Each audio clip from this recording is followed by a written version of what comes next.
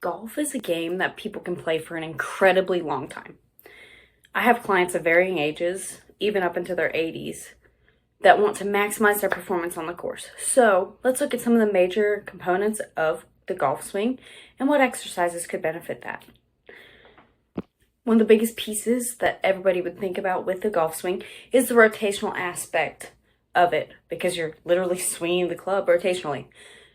Now, your torso rotates through the swing to make contact with the ball, of course. But one also needs to consider loading of the legs.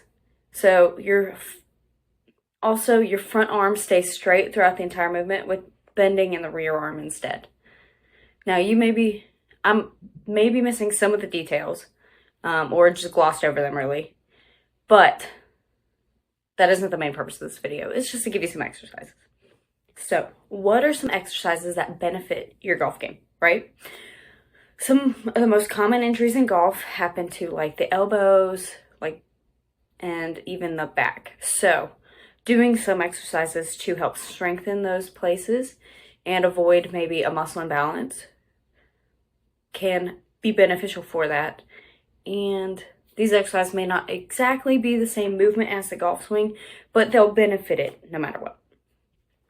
Piece 1, core stabilization. So exercises like the paddle off press can build stability in one's core.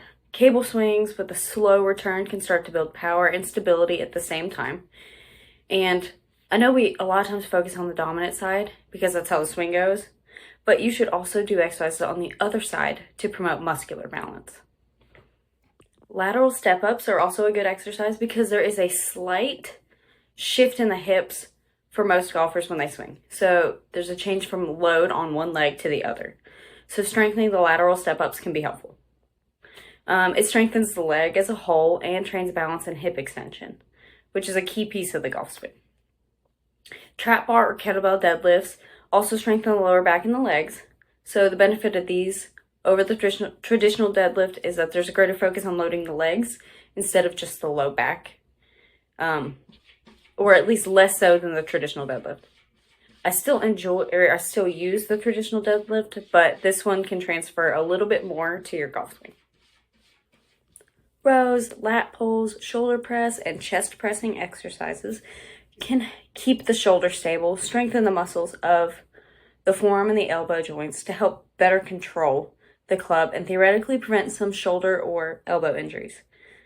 So you're just strengthening up the arm as a whole to avoid any problems later. Well, that's the thought process at least.